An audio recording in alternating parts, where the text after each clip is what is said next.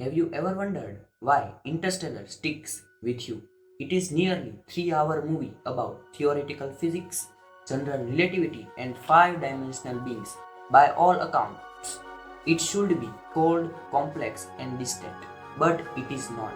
It is emotional, it is intense, and for a lot of us it feels less like a movie we have watched and more like a memory we have. Why is that? The answer isn't just in the script, it is in the cinematic language the film uses. Over the next few minutes, we are going to ignore the plot and focus on the craft. We all break down how Christopher Nolan uses three key techniques: cinematography, sound design, and editing to turn a mind bending sci fi epic into a deeply human experience.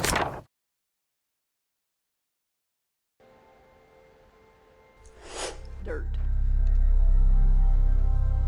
We wore little strips of sheet, would sometimes over our nose and mouth, so we wouldn't breathe so much of it. Well, when we set the table, we always set the plate upside down, glasses or cups, whatever it was, upside down.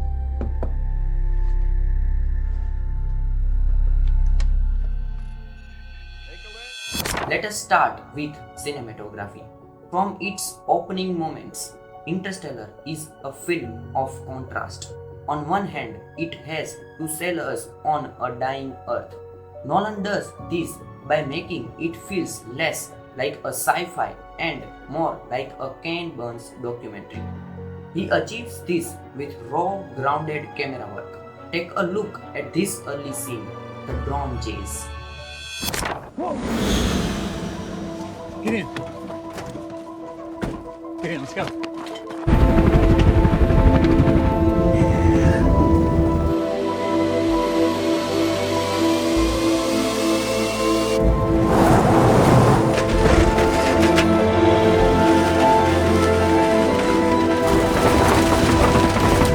It's an Indian Air Force drone.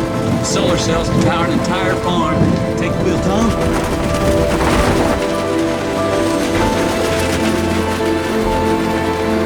Go, go! Get that aim right at it. See that the camera is handheld. It is shaky. It is right in there with them in the truck. It feels immediate and real. When they drive through the corn, the camera is low to the ground, giving it a sense of speed and chaos. This is not sleek sci-fi. It is visceral and dusty. It grounds us. But then Nolan uses that same camera to show us the complete opposite, the terrifying scale of the universe. There is no better example of this than on Miller's Planet. Take a look at this shot.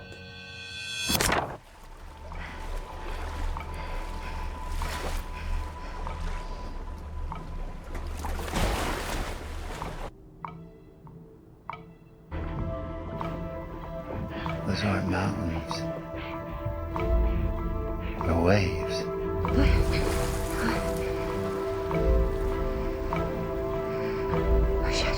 Oh shit.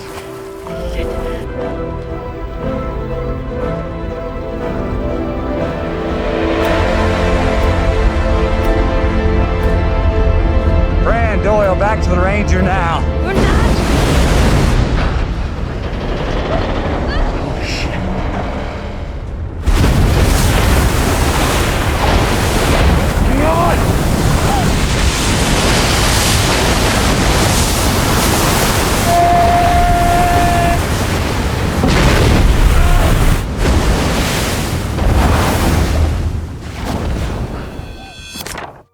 No dialogue needed.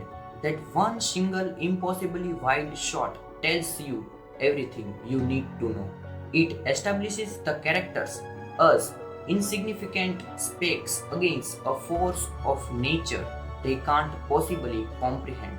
By contrasting these gritty handheld shots with epic majestic wides, the cinematography makes both the earth and space feel like tangible. real places. But a film isn't just what you see. In Interstellar, what you hear is just as important, or in some cases, what you don't. In Hollywood, space is usually loud. Explosions, laser sounds, you know the drill. Nolan throws that rulebook out the airlock.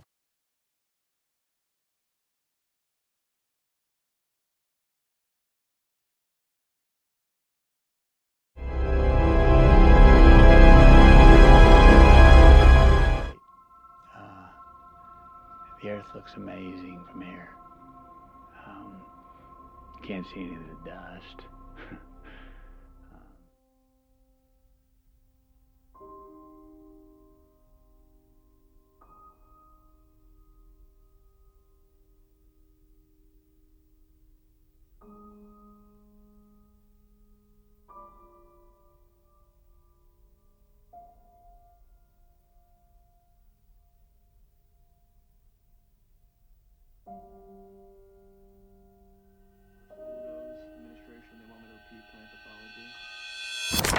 He uses silence to create a scientifically accurate and deeply unsettling realism. Take a look at this scene where Dr. Mann attempts to dock with the Endurance.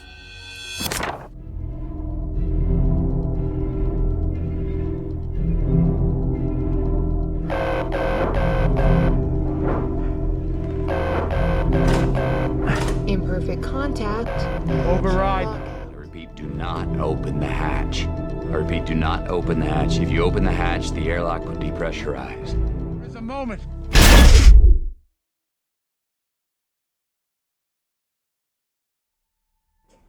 It is not.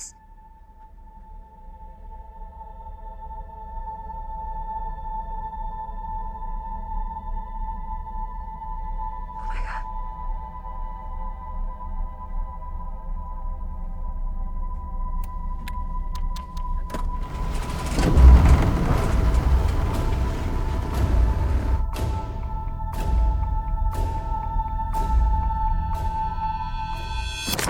We see the violent, catastrophic explosion, but there is no sound, just Hans Zimmer's haunting score. The silence makes the moment feel more profound, more shocking. It emphasizes the cold, unforgiving vacuum of space. It is terrifying. But if silence is one of his tools, Nolan's most powerful is using sound as a metaphor. And he does this with a simple ticking clock. When they land on Miller's planet, where 1 hour equals 7 years on Earth, the sound design does something brilliant. Take a look, or rather, a listen. Go! 7 years per hour here. Let's make it count.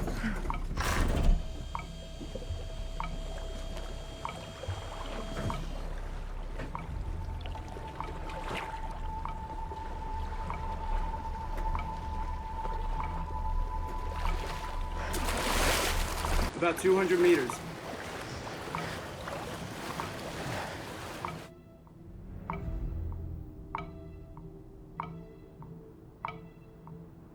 Gravity's punishing.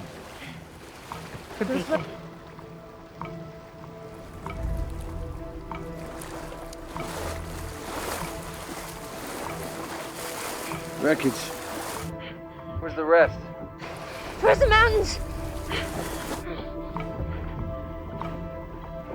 Those aren't mountains. They're waves.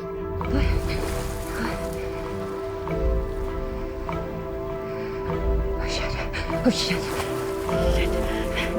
That one's moving away from us.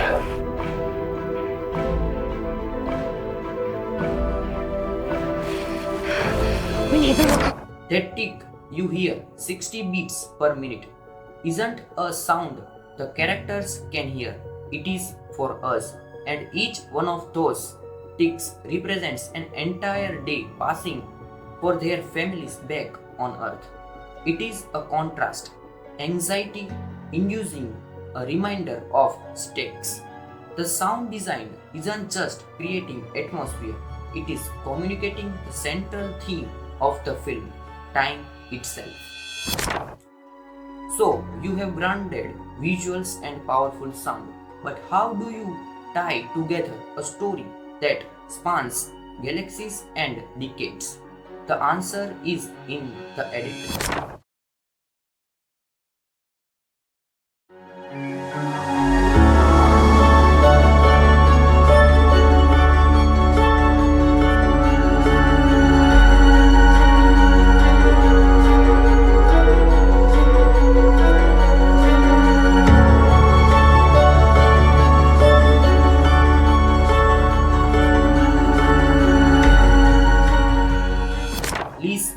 The editor, had the monumental task of making sense of a story where the time is not linear.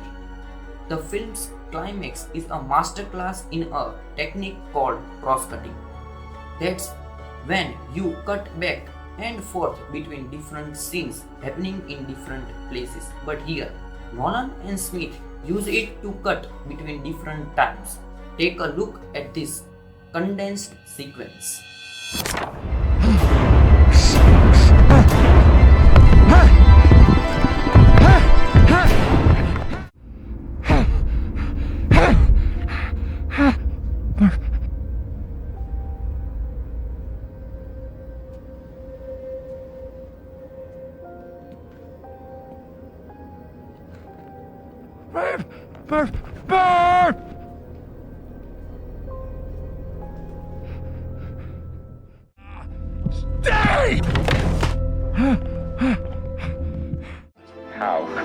Love, Tars, love. It's just like Brand said. My connection with Murph, it is quantifiable. It's the key. What are we here to do? Dot, dot. Dash. Dot. Dot, dash. Dot, dot.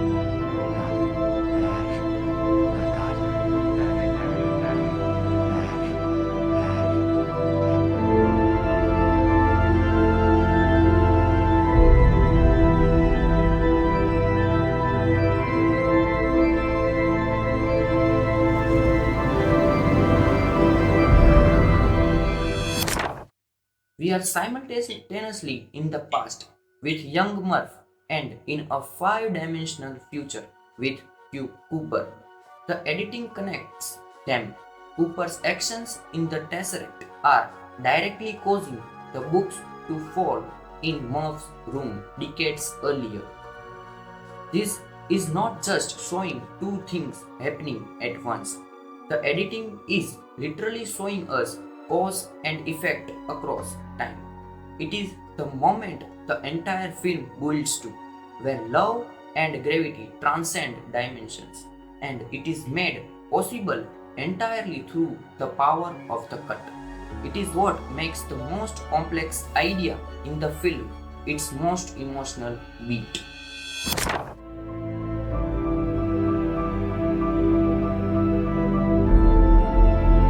Maybe right now she's settling in for the long nap.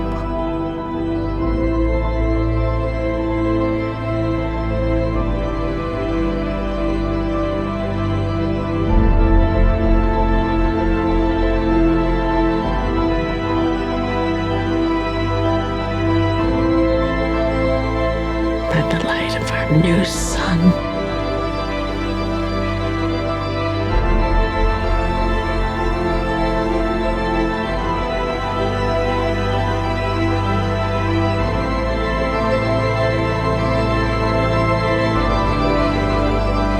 New home.